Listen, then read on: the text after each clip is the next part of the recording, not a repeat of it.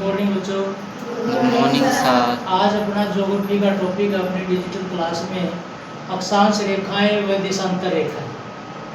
जैसा कि आप देख रहे हो स्क्रीन के ऊपर, ये हमारी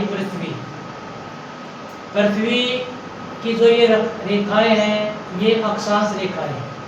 यानी जो पृथ्वी के बीचों बीच जो 0 डिग्री अक्षांश रेखा होती है जिसे हमें भूमध्य या विषुवत रेखा कहते हैं, जो हमारी पृथ्वी को कितने भागों में बांट देती है? 2 भागों में बांट देती है, एक उत्तरी गोलार्ध और एक दक्षिणी गोलार्ध। एक कौन सा गोलार्ध? उत्तरी गोलार्ध और एक है दक्षिणी गोलार्ध। यानी जो हमारी ये इस भूमध्य रेखा के उत्तर और दक्षिण में एक एक अंतराल में 90 अक्षांश रेखाएं होती है। यानी जो हमारी भूमध्य रेखा होती है इसका मान 0 डिग्री होता है। इस 0 डिग्री से जब हम ऊपर जाते हैं तो ये 90 तक जाती है। 10, 20, 30, 40, 50, 60, 70, 80, 90। ऐसे ही नीचे 10, 20, 30, 40, 70, 80, 90 तक जाती है। किसी भी स्थिति में ये अक्षांश रेखाएं हमारी 90 से ज़्यादा नहीं होती। और ध्रुव पर ये 90 अक्षांश की स्थिति पर होती है। जो हमारा ध्रुव होता है इसमें कितनी स्थिति में होती है? 90 की स्थिति में होती है। अब ये देखिए हमारी भूमध्य रेखा के ऊपर ये है कर्क रेखा, जो 23 से 1/2 उत्तरी अक्षांश में होती है।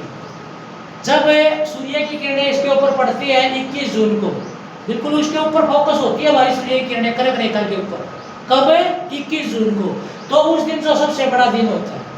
और उसी दिन उत्तरी गोलार्ध के अंदर, ये जो गोलार्ध है ये हमारा उत्तरी गोलार्ध है। उत्तरी गोलार्ध में उसी दिन 22 दिसंबर सबसे छोटा दिन होता है। क्या होता है? सबसे छोटा दिन होता है।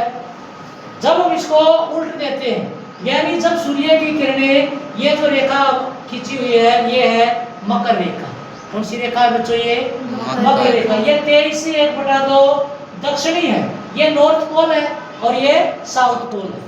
जब 22 दिसंबर यानी सर्दियों के अंदर सूर्य मकर रेखा के एकदम ऊपर होता है, इस कारण इस गोलार्ध में उस दिन सबसे बड़ा दिन होता है और उस दिन यहाँ सबसे छोटा दिन हो जाता है।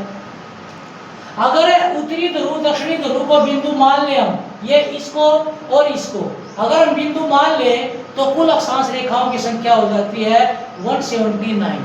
अगर इनको वो माने हम, और ये अब देखिए, अब ये जो 3 रेखा है, एक कर्क रेखा, एक भूमध्य रेखा और एक मकर रेखा।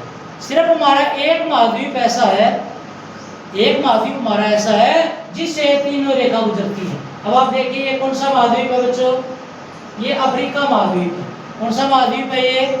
अफ्रीका महाद्वीप ऐसा महाद्वीप है जिससे कर्क रेखा भी गुजरती है, जिससे हमारी भूमध्य रेखा भी गुजरती है और जिससे हमारी मकर रेखा भी गुजरती है।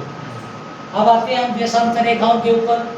अक्षांश रेखा जो मैंने आपको बताया, जो रेखाएं पूर्व से पश्चिम की तरफ खींची गई थी वो अक्षांश रेखाएं थी। देशांतर रेखाएं बेटा जो रेखाएं उत्तरी गोलार्ध को दक्षिणी गोलार्ध से मिलाई, ये जो आपने देखी हुई रेखा खींची जा रही है, ये कौन सी रेखा बेटा? ये देशांतर रेखा। ये कल्पनीय रेखाएं होती है जो उत्तरी ध्रुव को किस ध्रुव से मिलाती है? दक्षिणी ध्रुव से मिलाती है। लेकिन ये कहीं पर भी एक समानांतर नहीं होती। देशांतर रेखाएं हमारी क्या नहीं होती?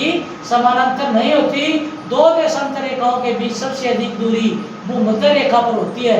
ये है भूमध्य रेखा, 111.3 किलोमीटर की दूरी पर होती है। अब ये जो है ये हमारा ग्रीनविच वेधशाला है। ये हमारी क्या है? ग्रीनविच वेधशाला है, जो क्या किस चीज का बोध कराती है हमें? ये समय का बोध कराती है। जो 0 डिग्री देशांतर रेखा को प्रधान या मंतरे या प्रधान मध्यांग रेखा होती है उसको हम क्या कहते हैं बच्चों? उसको हम ग्रीनविच रेखा कहते हैं।